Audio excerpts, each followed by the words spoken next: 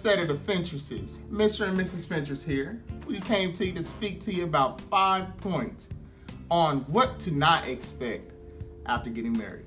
All right. So we're going to start with the first one, and that is don't expect his finances to carry you. I know a lot of times, or just, over the years, we have kind of built up this misconception that women don't pay any of the bills. They don't pay any of the mortgage, the car payment, and whatever money he makes, he does all of that, and then you keep yours in your pocket. That is not true, okay? It don't work like that.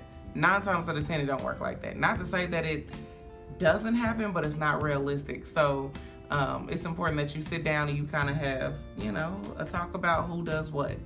And that way, you won't be living in the clouds thinking that he's supposed to do all the work and you just supposed to go shopping all day. Awesome. Awesome explanation, baby. Hey, second point on what not to expect after you get the ring, I would definitely say it have to be, don't expect for her to always keep the kids. It is not her primary duty to keep the kids. It is a team effort.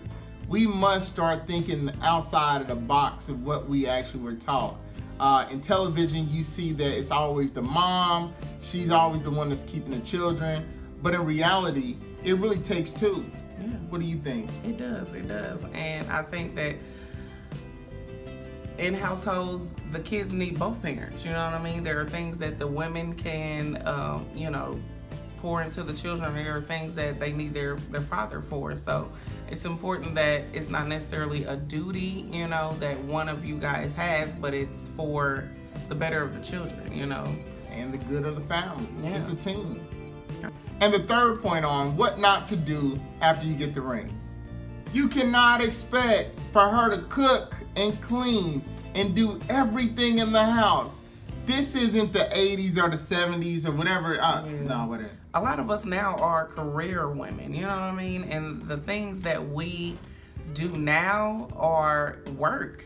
And not to say that we don't cook and clean, but I don't think that the expectation of her cooking and cleaning and going to work is a realistic expectation, you know what I mean? So it's important to understand, what it is that she's going through and that she's probably doing the best that she can. I can definitely say that there was a point in time where that's what I believe, and it was because of the way that I was raised. I was raised to believe that the woman is supposed to stay at home, the man is supposed to go work. However, in these times, in this day, we really need to work together. In order to build up the empire, we need to both take on that responsibility of bringing in finances, also taking care of the children so that we can both, like she said, give them exactly what it is that they need from both parents. Number 4, do not expect him or her to always get it. And when we say get it, we mean understand. Like, you got to know that within your marriage, you guys, even though you're one, you're still 2 different people. And, you may grow at a different time than the other person. So it's important to kind of understand what they're going through and, kind of meet them at their need so that you can communicate and you can work better as a team together. Just, understanding that, today I don't feel like it. Tomorrow I may feel like it, but in the meantime, it's not necessarily that one is better or one is just not into the marriage at the time. It's just we have our personal battles, we have our personal ups and downs, and it's important to understand and get it within your marriage so that it can work. Number 5, do not expect her to always wake up like Sleeping Beauty. Not realistic. If you really think about it, we toss and we turn and we do everything in the midst of the night. And so in the morning, I believe that it would be a extra burden that we would put on them, or they will put on us if they were to think that we're going to wake up with perfect breath, hair done, hair did, eyes did, everything did, nails did, you can wake up with that, but hey.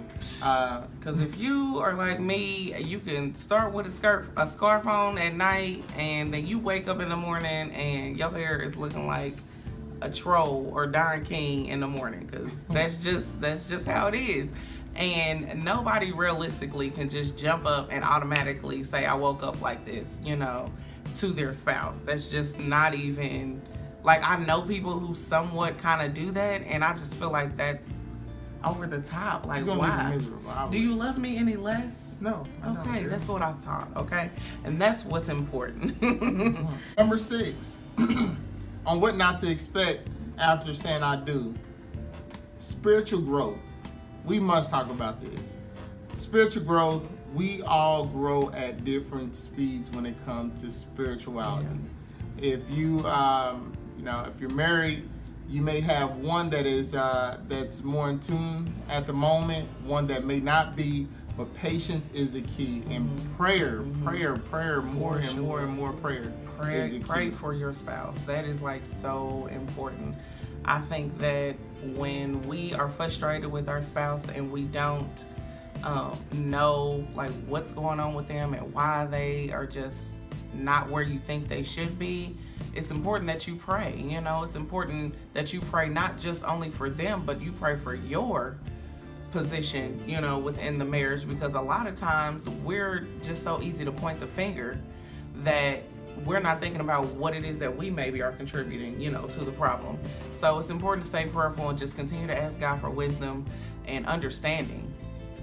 So that concludes our couch conversation on what not to expect after saying I do. If you have any questions, comments, please be sure to leave those below, and like, share, and subscribe to our channel.